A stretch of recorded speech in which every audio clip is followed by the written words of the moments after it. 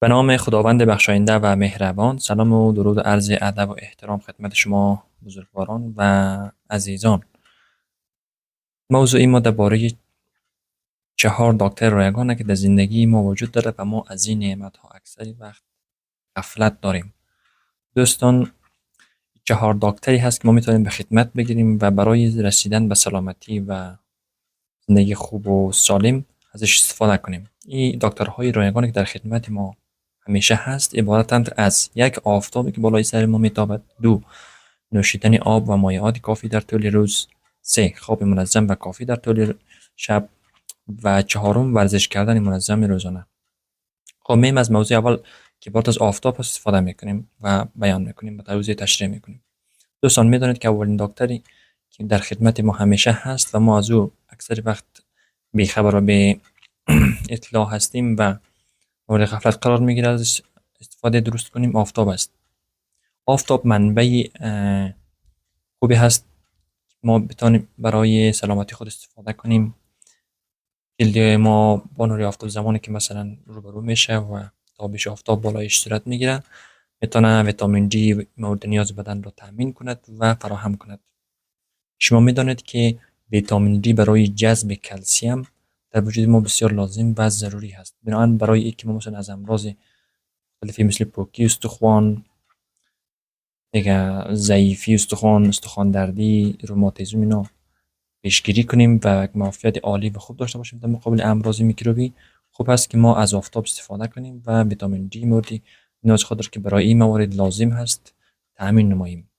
دوم، نوشیدن آب کافی است. دوستان، شما مخصوصا کسایی که فعالیت های فکری زیاد داره، شاید بعض وقتا احساس کنید که خسته اید، مثلا مغز شما کار نمیکنه و تمرکز کافی ندارید. اکثریت عاملش میتونه وجود کمبود مایعات و آب کافی برای مغز باشه. آب کافی اگر ما به طور منظم و کافی در طول روز بنوشیم، حداقل 8 گلاس، این میتونه نیازهای بدن ما را تامین کند و ما از سلامتی، تراوت و شادابی کافی بهره مند باشیم. پس خوب است که موارد هم به یاد داشته باشیم. سوم، خواب کافی و منظم هست. خواب کافی دوستای عزیز برای داشتن یک زندگی با کیفیت و خوب و سالم بسیار ضرور هست. خوب است که ما در طول شبانه خواب منظم داشته باشیم، حداقل 7 تا 7 و نیم ساعت خواب داشته باشیم تا بدن ما بتونه که خستگی های روزانه را از خود دفع کنه و برای یک روز خوب و شاداب آینده خود آماده کنه. پس بنابراین خواب کافی منظم داشته باشیم تا زندگی عالی و پر قدرت و انرژی و نشاط را داشته باشیم. 4. ورزش کردن است. دوستان، ورزش کردن منظم فواید بسیار داره. هر چی بگیم از فوایدش باز هم کامل نشده، یعنی بسیار زیاد هست که بشماریم.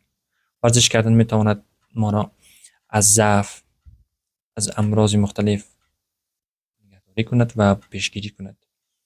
چربی خون را میتونه پایین بیاره و پیشگیری از امراض قلبی کند. پرهیز از خستگی و مثلا دیگه ضعیفی و پیری زودرس یکی از فواید دیگر ورزش است. ورزش کردن ما زمانی که در تقسیم اوقات روزانه ما باشه، ما از نشاط کافی، از تراوت، از شادابی لازم برخوردار میشیم و زندگی ما رنگ و بوی دیگری را میگیره. خلاصه بر موفقیت و کامیابی و خوشبختی و کیفیت عالی زندگی ما کمک فراوان میکنه.